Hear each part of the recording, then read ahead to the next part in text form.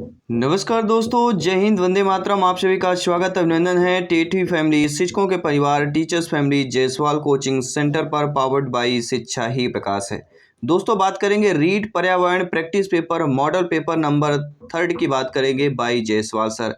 जी हाँ साथियों, यह practice paper model paper number आपका तीसरा है, जिससे हम आपके संपूर्ण सिलेबस से 30 महत्वपूर्ण प्रश्न सेलेक्टेड प्रश्न लेकर आए हैं। इसके पहले 2 मॉडल पेपर ऑलरेडी कंप्लीट हो चुके हैं, जिसका आई बटन पे यहाँ पे लिंक दे दिया गया है। प्रत्येक practice paper model paper important है, सिलेक्शन की वजह से फ्री ऑफ कॉस्ट है, क्योंकि राष्ट्र हित में टीटी फैमिली है, शिक्षकों का परिवार है, आप सभी का फैमिली है। तो चलिए देर न करते हुए शुरुआत करेंगे। 30 महत्वपूर्ण प्रश्न करेंगे आपके न्यू एग्जाम पैटर्न सिलेबस के अकॉर्डिंग। जानते हैं 30 में से आप लोगों का स्कोर कितना है, आप लोगों का फीडबैक कितना है। पहला प्रश्न आप लोगों के स्क्रीन पर है। राजस्थान में किस स्थल में जो है कुंडहल रेखा के अवशेष मिले हैं? आहड़ में जिले में, या आहड़ स्थल पर, मिथल पर, सोथी पर, या कालीबंगा। तो राजस्थान के किस स्थल में जो है कुंडहल रेखा के अवशेष मिले हैं, वह आपका स्थल है कालीबंगा। डी ऑप्शन सही कर लेना है। इसके साथ हम बात करेंगे दूसरे प्रश्न की, जो आप लोगों के स्क्रीन पर है। दूसरा प्रश्न, निम्नलिखित में से आपको सुमेलित करना है। बॉम्बे नेचुरल हिस्ट्री सोसाइटी का मुख्यालय दिल्ली में है। भारतीय वनस्पति सर्वेक्षण, भारतीय वन्यजीव संस्थान, राष्ट्रीय वनस्पति अनुसंधान संस्थान की बात करेंगे। देखिए, जो सुमेलित आप सभी लोग जानते हैं, भारतीय वनस्पति जो सर्वेक्षण है वह कहाँ पर है? कोलकाता की बात करेंगे, पश्चिम बंगाल। बाकी जो आपके दिए गए हैं, बॉम्बे नेचुरल सोसाइटी, भारतीय वन्यजीव, राष्ट्रीय वनस्पति, इन तीनों की भी बात करेंगे। बॉम्बे नेचुरल हिस्ट्री सोसाइटी का मुख्यालय मुंबई महाराष्ट्र पर है। भारतीय वनस्पति सर्वेक्षण कोलकाता में, भारतीय वन्यजीव संस्थान देहरादून उत्तराखंड पर है, और राष्ट्रीय वनस्पति अनुसंधान संस्थान लखनऊ उत्तर प्रदेश पर है। आइए बात करेंगे तीसरे प्रश्न की, जो आप लोगों की स्क्रीन पर है। निम्नलिखित में से कौन सा नवीकरणीय ऊर्जा का स्रोत नहीं है? जीवाश्म ईंधन, जल विद्युत, पवन ऊर्जा, सौर ऊर्जा। सभी कमेंट कीजिएगा। देखिए, आप सभी लोग जानते हैं प्रश्न पूछा गया है नवीकरणीय ऊर्जा के स्रोत के बारे में। देखिए, जल विद्युत, पवन ऊर्जा, सौर ऊर्जा, ये हमारे क्या कहलाते हैं? नवीकरणीय ऊर्जा के स्रोत कहलाते हैं। लेकिन जो जीवाश्म ईंधन होता है, ये नवीकरणीय के ऊर्जा का स्रोत नहीं कहलाता, क्योंकि जीवाश्म जो ईंधन होता है, कई सालों, अरबों, खरबों जब सालों को जब ठीक है, उनके अवशेष दबे होते हैं, तो वो जीवाश्म ईंधन के रूप में होता है। तो ये नवीकरणीय ऊर्जा का स्रोत नहीं होगा। जल विद्युत, पवन ऊर्जा, सौर ऊर्जा, ये है आपके नवीकरणीय ऊर्जा के स्रोत कहला जाते हैं। फोर्थ प्रश्न यहाँ पे पूछा जा रहा है आप लोगों से कि राजस्थान की पुरुष साक्षरता दर कितनी है? जी हाँ, राजस्थान राज्य की जो है पुरुष साक्षरता दर बताना है। 75, 12, 78, 19, 79, 19 या 82, 19। देखिए, राजस्थान पुरुष की बात करें, महिला 52 पॉइंट कुछ % महिला की साक्षरता है, और अगर पुरुष का पूछा जाता है तो पुरुष का 79.19% है। तो कहीं ना कहीं राजस्थान में महिला साक्षरता दर बहुत ही कम है। ठीक है, तो ये भी आपको ध्यानपूर्वक समझ लेना है। और पांचवा प्रश्न स्क्रीन पर यह है कि भारत का सर्वाधिक वर्षा वाला स्थान कौन सा है? बेंगलुरु, मैसूर, श्रीनगर, मासिन राम। सभी कमेंट कीजिएगा। तो सर्वाधिक वर्षा वाला जो स्थान कहलाता है वह हमारा मासिन राम कहलाता है। डी ऑप्शन यहाँ पे सही कर लेना है। अगला प्रश्न दिया गया कि पर्यावरण के जैविक घटक जो है सम्मिलित हैं।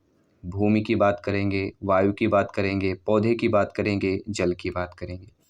तो पर्यावरण के जैविक घटक जो सम्मिलित होते हैं वह किसकी बात करेंगे? पौधे। थर्ड वाला ऑप्शन सही हो जाएगा।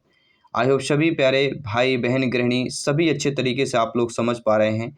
टीटी फैमिली के बेहतरीन क्लास की बात करेंगे, बेहतरीन प्रश्नों की बात करेंगे, प्रत्येक प्रश्न की बात करेंगे। सभी फीडबैक कीजिएगा अपना स्कोर इस प्रैक्टिस पेपर मॉडल पेपर पर। आपका फीडबैक क्या है आउट ऑफ 30 में से? अगला प्रश्न है, मिनी माता रोग का संबंध निम्नलिखित में से किससे है? सीडी प्रदूषण से है, SO2 प्रदूषण, HG प्रदूषण, या इनमें से कोई नहीं। सभी कमेंट के माध्यम से बताइएगा। देखिए, यहाँ पे पूछा जाए मिनी माता रोग से संबंधित पूछा जाए तो मिनी माता रोग का संबंध HG प्रदूषण से होता है। जी हाँ साथियों, अगला प्रश्न स्क्रीन पर है। निम्नलिखित में से अप्रक्षेपित शिक्षण सामग्री कौन सी है? आपकी फिल्म स्ट्रिप, चार्ट हो गई, चित्र विस्तारक यंत्र हो गया जिसे हम एपीडायस्कोप के नाम से कहते हैं, या स्लाइड की बात करेंगे। देखिए, यहाँ पे पूछा गया अप्रक्षेपित जो है शिक्षण सामग्री कौन सी होगी? तो आप सभी लोग जानते हैं जो चार्ट दिया गया है ये आपके अप्रक्षेपित शिक्षण सामग्री की बात करेंगे। बाकी फिल्म स्ट्रिप, चित्र विस्तारक यंत्र, स्लाइड, ये तीनों आपके प्रक्षेपित शिक्षण सामग्री हैं, लेकिन अप्रक्षेपित शिक्षण सामग्री यहाँ पे आपका चार्ट हो जाएगा। 9वां प्रश्न क्या दिया गया है जो आप लोगों के स्क्रीन पर दिया गया है। प्रश्न क्या पूछा जा रहा है ये देख लेते हैं, समझ लेते हैं और आपका फीडबैक जान लेते हैं। निम्नलिखित में से कौन सी जो है गतिविधि है जो पर्यावरण संरक्षण से संबंधित नहीं है? वनोन्मूलन, प्राकृतिक संसाधनों का संरक्षण, बृहद पौधारोपण या जलाशयों की सफाई। तो ऐसी गतिविधि जो पर्यावरण संरक्षण से आपके संबंधित नहीं है, तो प्राकृतिक का संरक्षण करना, बृहद पौधारोपण करना, जलाशयों की सफाई करना, ये तीनों पर्यावरण गतिविधि संरक्षण की बात करेंगे। लेकिन वनों का उन्मूलन करना यह पर्यावरण संरक्षण से संबंधित नहीं होता है।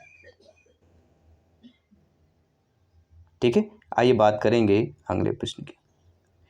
पर्यावरण शिक्षा में सामूहिक चर्चा से संबंधित शिक्षण विधि कौन सी होती है? भूमिका निर्वाह, व्याख्यान हो गया, वर्णन हो गया, विचार गोष्ठी हो गया। तो सामूहिक चर्चा में देखा जाए पर्यावरण शिक्षा के दृष्टि से सामूहिक चर्चा से संबंधित जो शिक्षण विधि कहलाती है वह कहलाती है व्याख्यान विधि। यहाँ पे सेकंड ऑप्शन सही हो जाएगा। जब आपकी नियुक्ति होगी, आप लोग अध्यापक अध्यापिका बनेंगे, तब आप लोग ये चीज़ बेहतर से समझ पाएंगे। और एग्जाम में देते समय, एग्जाम में बैठते समय अपने आप को अध्यापक समझिए कि आप कक्षा में हैं, बच्चों को पढ़ा रहे हैं, तब आप पेडागोजी के प्रश्नों को अच्छे तरीके से सॉल्व कर लेते हैं। सतत एवं व्यापक मूल्यांकन अर्थात CCE का मुख्य उद्देश्य क्या है? विद्यालय में उपस्थित के समय बालक के प्रत्येक पहलू का मूल्यांकन करना, विद्यालय में उपस्थित के समय बालक की रुचि का मूल्यांकन करना, या विद्यालय में उपस्थित के समय जो है बालक के ज्ञान एवं बोध का मूल्यांकन करना, या विद्यालय में उपस्थित के समय बालक के कौशलों का मूल्यांकन करना। तो सतत और व्यापक मूल्यांकन अर्थात CC का जो मुख्य उद्देश्य होता है कि विद्यालय में उपस्थित के समय बालक के प्रत्येक पहलू का मूल्यांकन करना। प्रत्येक पहलू शब्द आपको नोट कर लेना है। अगला प्रश्न है 12th नंबर प्रश्न है, स्क्रीन पर है कि IEEP का पूर्ण रूप क्या होता है? जी हाँ, I, E और E और P, इसका पूर्ण रूप क्या होता है? International environmental education project, international environmental education programme, Indian environmental education projector, या इंडिपा एनवायरमेंटल एजुकेशन प्रोग्राम। तो आप सभी लोग जानते हैं IEP का जो पूर्ण रूप होता है इंटरनेशनल एनवायरमेंटल एजुकेशन प्रोजेक्ट। ये भी आपको ध्यान देना है, पहला ऑप्शन सही हो जाएगा। आइए बात करते हैं अगले प्रश्न की। अगला प्रश्न जो ऑलरेडी स्क्रीन पर आपके आ चुका है।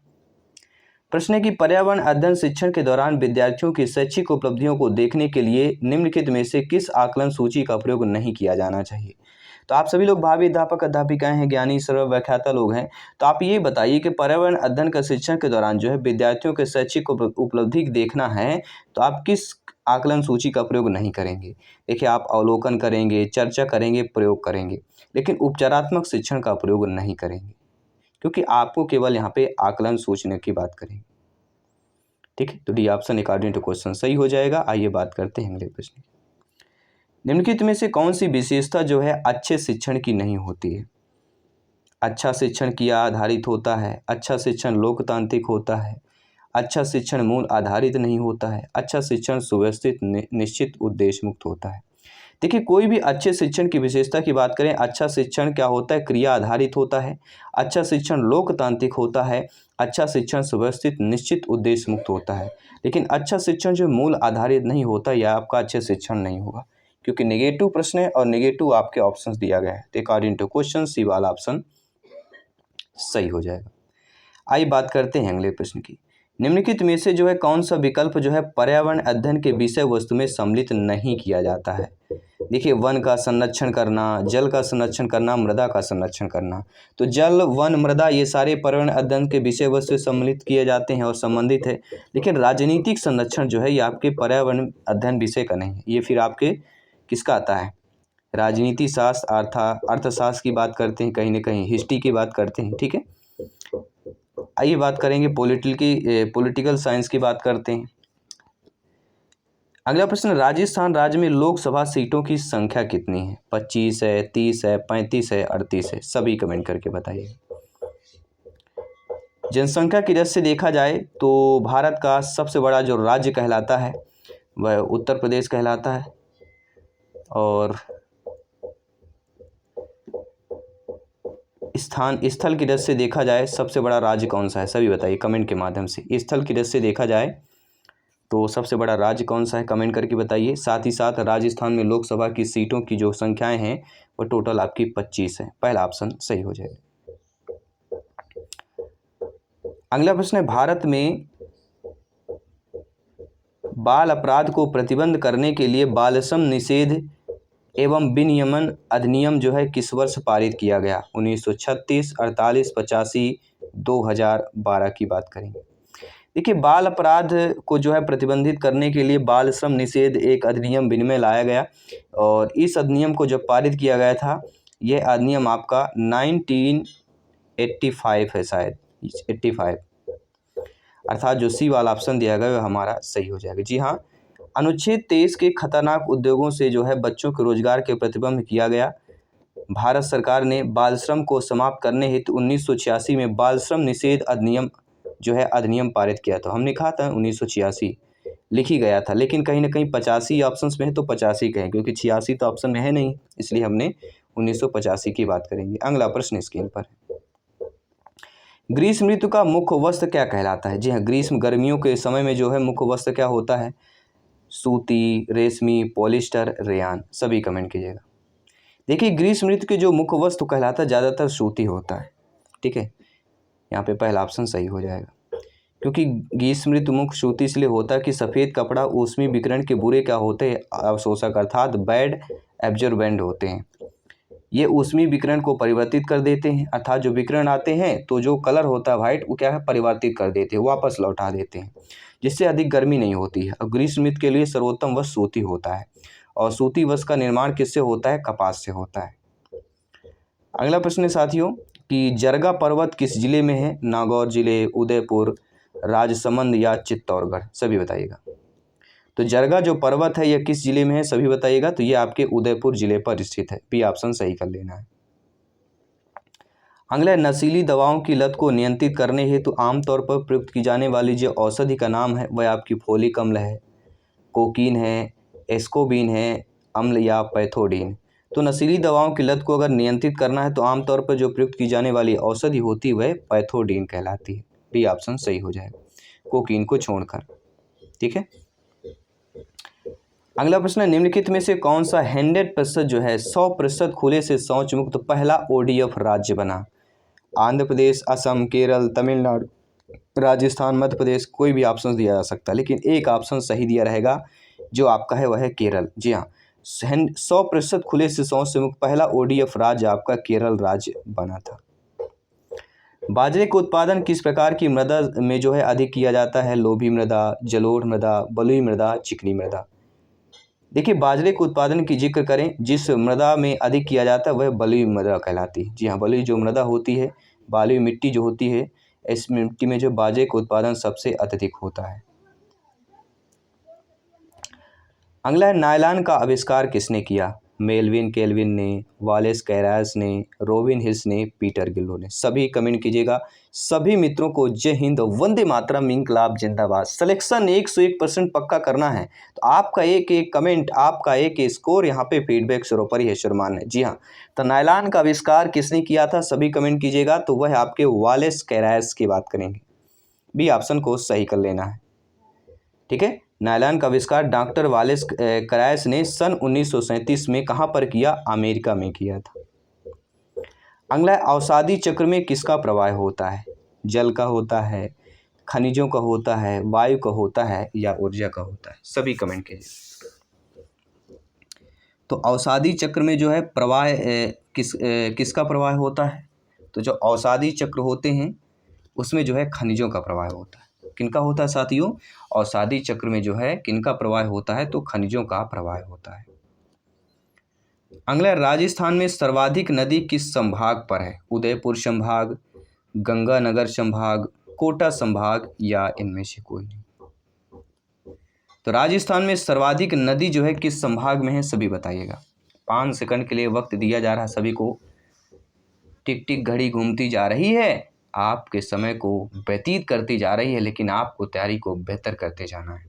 तो राजस्थान में सर्वाधिक नदी किस संभाग में है? तो वह आपकी कोटा संभाग। जी हाँ, सर्वाधिक नदी आपके राज्य में जो है कोटा संभाग की बात करेंगे, सबसे अत्यधिक नदियां हैं। गुलाबी क्रांति संबंधित है मधुमक्खी पालन, झींगा उत्पादन, मुर्गी उत्पादन, पुष्प उत्पादन। सभी आप जानते हैं कि ये सारे ऑप्शंस हैं और सारे ऑप्शंस आपको पता होना चाहिए। तो गुलाबी क्रांति अगर जिक्र हुआ है तो कहीं ना कहीं झींगा उत्पादन का संबंध आपके गुलाबी क्रांति से हो जाता है। और भारत में गुलाबी क्रांति के जनक कौन है? दुर्गेश पटेल को माना जाता है। ठीक है, तो भारत में गुलाबी क्रांति के जनक कौन है? दुर्गेश पटेल को माना जाता है। अगला प्रश्न है, बिश्नोई संप्रदाय जो है स्थापित किया गया था B.R. अम्बेडकर के द्वारा, भजन लाल के द्वारा, गुरु जम्बेश्वर के द्वारा या जोधपुर के राजा के द्वारा?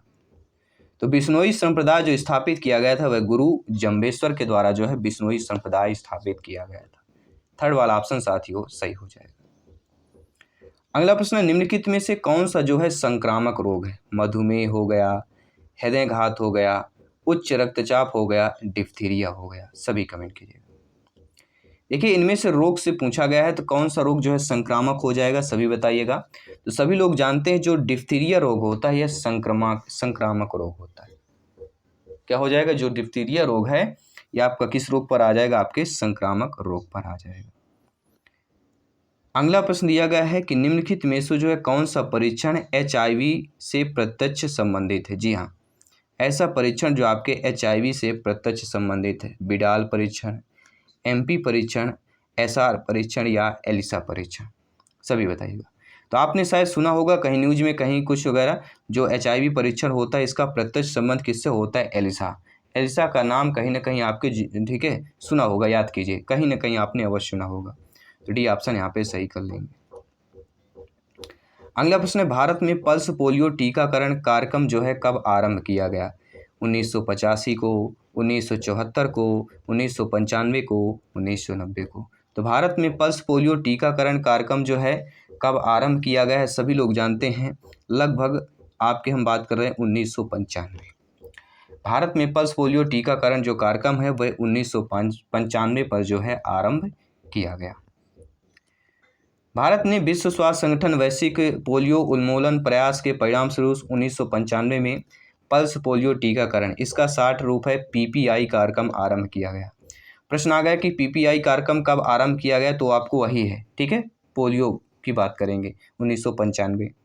और इस कार्यक्रम के तहत 5 वर्ष से कम आयु के सभी बच्चों को पोलियो समाप्त तक हर वर्ष दिसंबर और जनवरी माह में ओरल पोलियो के टीके अर्थात OPV की 2 खुराकें दी जाती है। किसकी खुराकें? OPV की 2 खुराकें दी जाती है। तो ये रहे आपके टॉप 30 क्वेश्चंस आपके प्रैक्टिस पेपर मॉडल पेपर तीसरे में। आई होप 30 में से आप लोगों के कितना स्कोर है जरूर अवश्य यहाँ पे कमेंट किया होगा आपने। मैं आपके साथ जयसवाल सर जल्द मिलता हूँ आपके अगले क्लास पर। तब तक के लिए सभी मित्रों को जय हिंद, वंदे मातरम, धन्यवाद, सभी का शुभ रात्रि।